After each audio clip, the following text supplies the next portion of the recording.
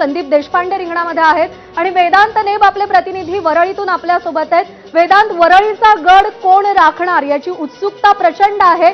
काय सध्या चित्र दिसतंय वरळीमध्ये?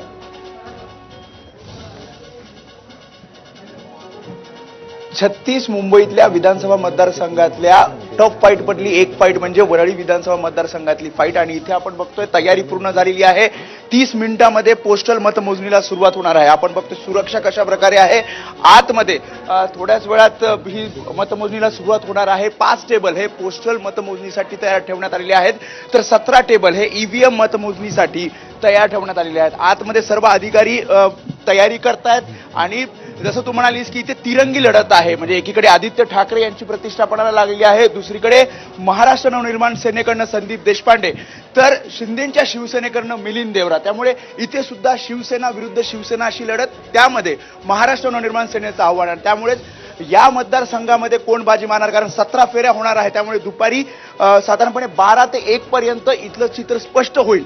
आदित्य ठाकरे पुन्हा एकदा वरळी मतदारसंघात आपला गड राखणार की मग मिलिंद देवरा की संदीप देशपांडे, याचा निकाल आपल्याला दुपारी 12 ते 1च्या दरम्यान इथे लागलेला पाहायला मिळेल। कारण 17 फेऱ्या मुंबईतल्या 36 जागांचा विचार केला वेदांत, वरळी हा त्यातला हाय व्होल्टेज ड्रामा आपल्याला तिकडे दिसतोय। एक मोठी महत्वाची जागा दिसतेय।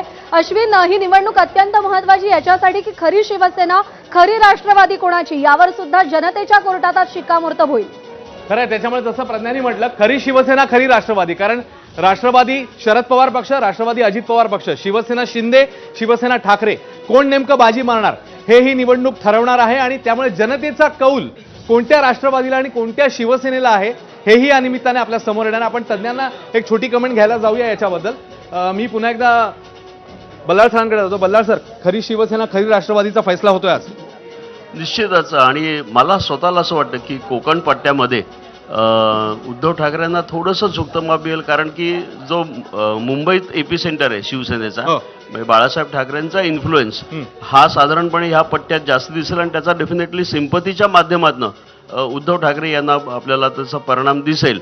अर्थात इथे काही ॲडजस्टमेंट्स होणं आवश्यक होतं, की उदाहरणार्थ आता आपण वरळीचा उल्लेख करतोय, तर इथे मनसे आणि ह्यांच्यामध्ये जी मतविभागणी होणार आहे मिलिंद देवरामध्ये, त्याचा डेफिनेटली फायदा आदित्य ठाकरे यांना मिळताना दिसेल आपल्याला। आपले सगळे जे गेस्ट आहेत हेमलताताईंपासून सुरुवात करूया। तुमच्या मते या निवडणुकीतला जायंट किलर कोण असणार आहे? सरांनी प्रश्न केला, जायंट किलर कोण असेल? असं सांगणं तर खूप कठीण